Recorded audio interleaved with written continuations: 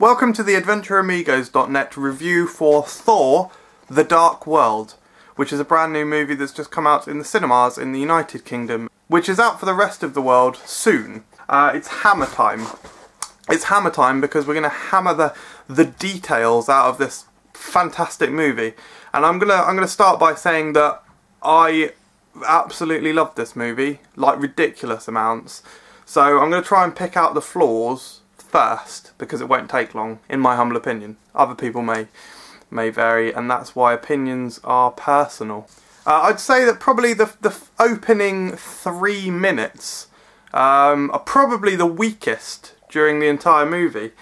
It's not even bad, I'm just being picky. It's just like, oh okay, this is interesting. You know, but as soon as that kind of the prelude, the prologue has finished, then Loki takes the stage, and the film just, in my opinion, it does not stop hitting those fantastic beats all the way throughout. There wasn't a single moment where I was like, wow, this is dragging, or wow, this is boring. The cast is fantastic. We've got a mostly returning cast from Thor. Great cameos, aka Steve Rogers Captain America. Fantastic, you know, such a surprise to see him. It wasn't necessarily Captain America, it was actually Loki doing a trick, but still brilliant to see him there. Fantastic. It was such a nice addition. You know, now that we are in the post-Avengers landscape of the Marvel Cinematic Universe, it's great to see that acknowledgement of the other characters in the solo films. Anyway, there are some surprises in there. It's like, I was not expecting to see Chris O'Dowd in the film, which was a great, pleasant surprise, definitely, because he's such a great British actor. Very amusing as well. He has a very small part, but he's in it a couple of times. And, you know, you could argue is somewhat important in his second appearance in the movie. And yeah, that was really nice. There's some other amusing British characters, bumbling British idiot. The cast in this, and I would say in all of Marvel's movies, are so good. They really are. They've really got the casting down to a T. You know, Anthony Hopkins as Odin, Tom Hiddleston as Loki, and of course Chris Hemsworth as Thor.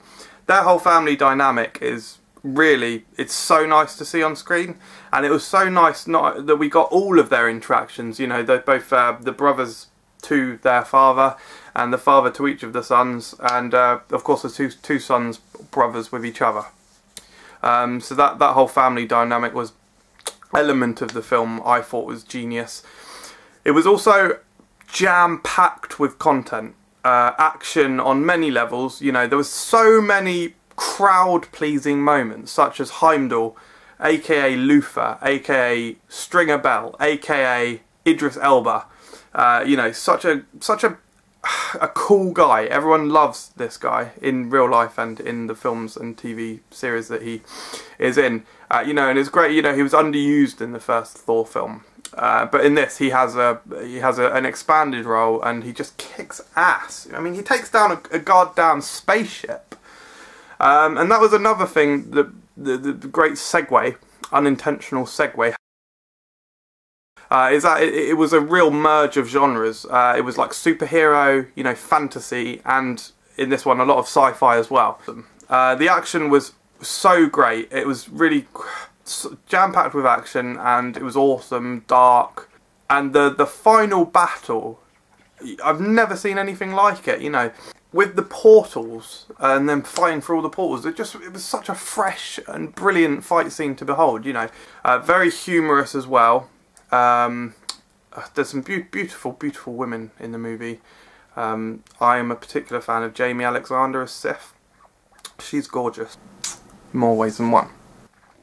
But one of the things that the film did so well was its references to the original Thor, and referencing back things that have happened in the Avengers. You know, this is one of the great things about the Marvel Cinematic Universe is you now have this rich continuity to draw from, showing things like, as an example, just a throwaway line, Mjolnir flies past Darcy and she says meow meow, and it's just such a genius and hilarious line.